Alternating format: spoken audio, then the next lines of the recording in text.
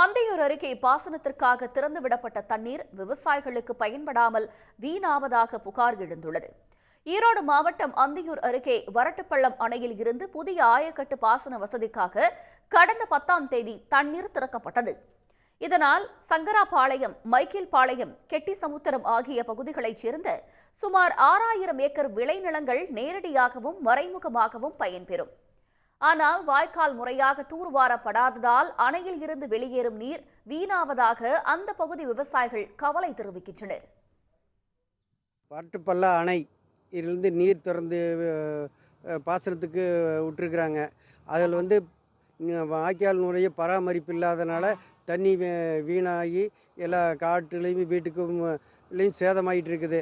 அதனால் ஒவ்வொரு தடவையும் நாங்கள் அதிகாரிகிட்ட வாய்க்கால் சுத்தம் பண்ணி தண்ணி திறந்து விடுங்கன்னு பல முறை நாங்கள் ஒவ்வொரு வருடமும் இதை வலியுறுத்திக்கிட்டே இருக்கிறோம். ஆனால் பிடபிள்யூவில் இருந்து எந்த விதமான ஆக்ஷனும் எடுக்கிறதில்ல.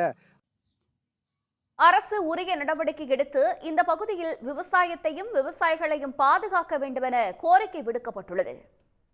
உடனுக்குடன் செய்திகளை தெரிந்து கொள்ள சன் நியூஸ் பெல் ஐகானை கிளிக் பண்ணுங்க.